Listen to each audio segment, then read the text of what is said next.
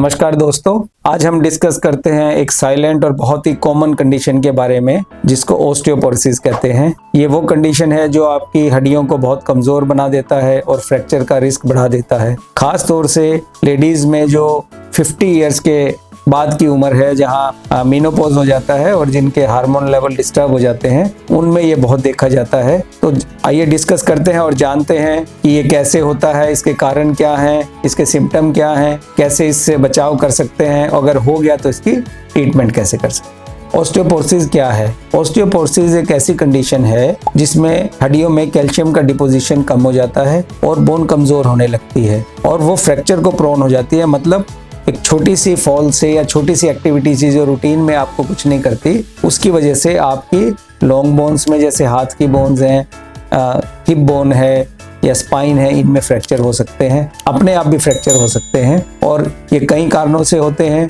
जिसमें से एज है, लाइफस्टाइल डिजीजेस है, हमारा खाना पीना है, एक्टिविटी है, इन सब बारे में हम डिस्कस करेंगे। अब इसके कारणों को जानते हैं।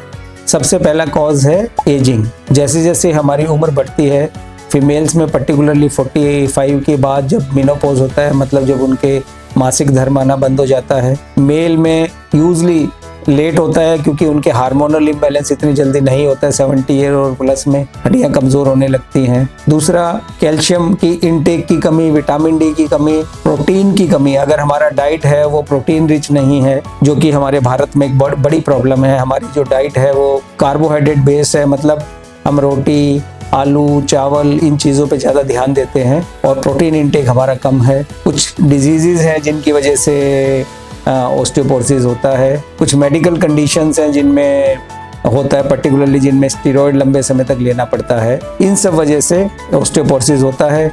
लैक ऑफ एक्सरसाइज एक बहुत इंपॉर्टेंट कारण है ओस्टियोपोरोसिस का, क्योंकि कैल्शियम बोन पे तभी डिपॉजिट होता है जब हम एक्सरसाइज करते हैं। इसको मैं एक बड़े आसान तरीके से समझाता हूँ कि जैसे आपने हलवा बनाना है, उसमें आप आटा भी डालिए, चीनी भी डालिए, नमक भी डालिए, सब करिए, पर जब तक आप नीचे गैस नहीं जलाएंगे या आग नहीं लगाएंगे तो वो पकेगा नहीं। तो चाहे आपका प्रोटीन इंटेक कितना अच्छा हो, आपका कैल्शियम कितना अच्छा हो, ये सब चीज़ें, विटामिन डी ठीक हो, पर अगर आप एक्सरसाइज नहीं कर रहे हैं तो आपकी बोन स्ट्रेंथ नहीं आती है। तो सीडेंट्री लाइफस्टाइल ओस्टियोपोरोसिस का एक बड़ा कारण है। और ये समझ लिए कि हलवा पकाने के लिए जो आग है वो एक्सरसाइज है। अगर आप एक्सरसाइज ठीक से नहीं करते हैं तो कैल्शियम डिपोजिशन बोन में नहीं होता है, बोन की स्ट्रेंथिंग नहीं होती है। तो लाइफस्टाइल डिजीज में सीडेंट्री लाइफस्टाइल एक बड़ा कारण है ओस्टियोपोरोसिस का। फिर जो पेशेंट जिनको स्टेरॉइड लेना पड़ता है लंबे समय तक, उन लोगों को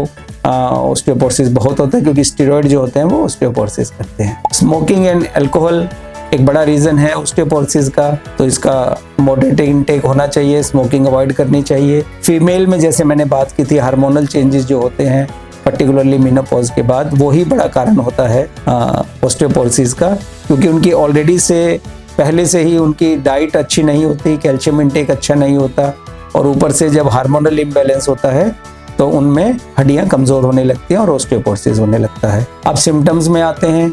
यूजली ओस्टियोपोरोसिस में ये साइलेंट डिजीज होता है, आपको कुछ पता नहीं चलता। अचानक आप हल्का सा गिरे और फ्रैक्चर हो गया, या बिना गिरे फ्रैक्चर हो गया, स्पाइन का, हाथ का, कुल्ले की हड्डी का। जैसे बुजुर्गों में आपने सुना होगा, घर में इस तरह के फ्रैक्चर हो जाते हैं, यूजली लाइफ थ्रेटनिंग हो जाते हैं। इस तरह के फ्रैक्चर स्पॉन्टेनियसली हो जाते हैं, तभी पता चलता है।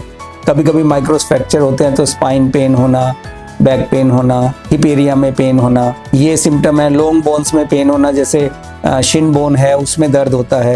यूजली हम सिम्टम को इनको इग्नोर करते रहते हैं, हल्के जो दर्द डिफ्यूज पेन होते हैं, और अल्टीमेटली जब फ्रैक्चर होता है और उस तरह का पेन होता है तो हमें पता लगता है कि ये हमारा जब जांच होती है तो ओस्टियोपोरोसिस है। अब बात करते हैं कि इसको बचाया कैसे जा सकता है। तो जागरूकता सबसे बड़ा बचाव है। सबसे इम्पोर्टेंट है balance diet and balance life. सिर्फ डाइट नहीं, लाइफ भी, जिसमें स्लीप का रेगुलर होना, एक्सरसाइज का रेगुलर होना, अपनी डाइट ठीक से लेना जिसमें कैल्शियम, प्रोटीन ये होना चाहिए। विटामिन डी की कमी ना होना, तो थोड़ा धूप में जाएं। आजकल हमारे बच्चों में विटामिन डी की कमी होती है, तो फिर वो बड़े ग्रो करते हैं तो वो विटामिन डी की कमी कंटिन्यू रहती है, और लंबे समय से विटामिन डी की कमी रहने से ओस्टियोपोरोसिस होता है। तो विटामिन डी सप्लीमेंट लें, कैल्शियम लें, जिन कैल्शियम रिच चीज़ें हैं वो लें, जैसे पनीर है, हरे पत्ते वाली सब्जियां हैं, दूध है, दही है, ये सब चीज़ें लें ताकि आपको रेगुलर कैल्शियम मिले। अपना प्रोटीन इंटेक अच्छा रखें। विटामिन डी आपने अपना मॉनिटर करना है। अगर आप धूप में नहीं बैठ पा रहे हैं तो आजकल हर आदमी में विटामिन डी की डेफिशिएंसी है, क्योंकि वो आउटडोर एक्टिविटी नहीं है, सन एक्सपोजर नहीं है। तो अपना रेगुलर विटामिन डी साल में या 2 साल में चेक कराएं और विटामिन डी सप्लीमेंट लें। जैसे मैंने पहले भी कहा कि बिना एक्सरसाइज करे ऑस्टियोपोरोसिस करेक्ट नहीं होता है। फीमेल्स में 50 की उम्र के बाद आपको एटलीस्ट 2 साल में एक बार BMD टेस्ट जरूर कराना चाहिए ऑस्टियोपोरोसिस देखने के लिए। और ऑस्टियोपोरोसिस अगर है तो फिर उसका अपने डॉक्टर से सलाह करें और उसका इलाज करें। अब बात करते हैं ट्रीटमेंट की। अगर आपको फ्रैक्चर हो चुका या आपने रेगुलर हेल्थ चेकअप में आपको पता चला कि आपको BMD करने पे ऑस्टियोपोरोसिस है, तो वो डिपेंड करता है कि वो कितनी कैटेगरी का है। वो ओस्टियोपिनिया है, कमी है, या पोरोसिस है कि बहुत ज़्यादा हो चुका है और आपका फ्रैक्चर का रिस्क बहुत ज़्यादा बढ़ चुका है। तो अगर आप पीनिया वाली रेंज में है, दैट मीन्स ओस्टियोपिनिया है और आपको कमी है, बोन शुरू हो गई है कमज़ोर होनी, तो ऐसे में अपना जैसे हमने पहले बात की विटामिन डी है, कैल्शियम है, प्रोटीन इंटेक है, एक्सरसाइज है, इन सबको रेगुलर स्टार्ट करें, इनको ऑप्टिमाइज करें इनके लेवल। प्लस बिसफॉस्फोनेट्स करके मेडिसिन्स होती हैं, वो हफ्ते में एक बार या महीने में एक बार दी जाती हैं, वो लें। और कैल्सीटोनिन या इस दूसरी तरह के नेजल स्प्रे आते हैं, वो आप ले सकते हैं। तो ये लेने से आप अगर ओस्टियोपिनिया है तो बच सकते हैं। पर अगर आपको फ्रैक्चर हो चुका है या ओस्टियोपोरोसिस है तो फिर आपको इंजेक्टेबल्स लेने पड़ते हैं। उसमें एक 6 मंथली इंजेक्शन आता है जिसको डेनिसुमैब बोलते हैं। ये इंजेक्शन आपके खाल के नीचे दिया जाता है और 6 महीने में एक बार दिया जाता है। इसके अलावा फिर डेली इंजेक्शंस लगते हैं आपको, आपके जैसे इंसुलिन इंजेक्शन लगते हैं खाल के नीचे पेट में, वो डेली आपको डोज लेनी होती है और इसका तब इलाज हो पाता है। और सबसे बड़ी बात इसमें इम्पोर्टेंट ये है कि ये 2, 4, 5 महीने में ठीक नहीं होता। ओस्टियोपोरोसिस और ओस्टियोपिनिया ठीक होने में सालों लगते हैं। तो आपको ये ट्रीटमेंट जो है कम से कम 2 साल कंटिन्यू करनी होती है। उसके बाद आपकी BMD रिपीट होती है। बोन डेंसिटी रिपीट होने के बाद हम देखते हैं कि आपकी इम्प्रूवमेंट हुई है, तभी हम इसको डिसकंटिन्यू करते हैं। और जैसे बिसफॉस्फोनेट्स हैं, ये हो सकता है आपको लाइफ लॉन्ग खाना पड़े। तो ये लंबे इलाज हैं, ये आपको ध्यान में रखना है। आप सिर्फ महीना 2 महीने में ओस्टियोपोरोसिस और ओस्टियोपिनिया का इलाज नहीं करवा सकते हैं। Then exercise and physical therapy, जैसे हमने पहले बात की थी, वो एक इम्पॉर्टेंट रोल प्ले करते हैं बोन हीलिंग में भी। क्योंकि अगर ओस्टियोपिनिया ओस्टियोपोरोसिस है अगर और आप एक्सरसाइज स्टार्ट नहीं करते हैं, फिजिकल नहीं कर पा रहे तो फिजियोथेरेपी करवाइए। अगर ये सब रेगुलर नहीं करते हैं तो ये ठीक नहीं होता है। कभी कभी इसके लिए हम हार्मोनल थेरेपी भी देते हैं अगर सब चीज़ें बाकी काम ना कर रही हो। फिर क्लोजिंग रिमार्क में एक बहुत इंपॉर्टेंट चीज़ है, अगर घर में बुजुर्ग हैं तो फॉल प्रिवेंशन करना चाहिए। मतलब आपको ऐसा एनवायरनमेंट क्रिएट करना है कि बुजुर्ग घर में गिरे नहीं, क्योंकि गिरेगा तो जल्दी फ्रैक्चर होने के चांस रहते हैं।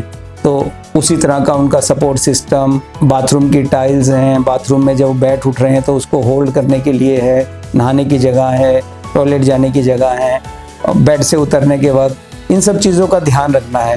और इस तरह से घर का एनवायरनमेंट डिज़ाइन करना है। इसके लिए आप प्रोफेशनल हेल्प ले सकते हैं ताकि बुजुर्ग गिरे नहीं और रिस्क ऑफ फॉल कम हो जाए। सो इन कंक्लूजन, ओस्टियोपोरोसिस एक सीरियस कंडीशन है और अनफॉर्चुनेटली इसके बारे में लोगों में अवेयरनेस बहुत कम है और पेशेंट को पता ही तभी लगता है जब उनको फ्रैक्चर हो जाता है। तो अवेयरनेस इज़ द की। कोशिश करें regular exercise, diet, supplements, sun exposure, prevention of fall और 50 के बाद अपना रेगुलर BMD चेकअप कराएं ताकि इसको अर्ली स्टेजेस में डिटेक्ट कराया जा सके और प्रिवेंटिव मेजर लिए जा सके। Thank you.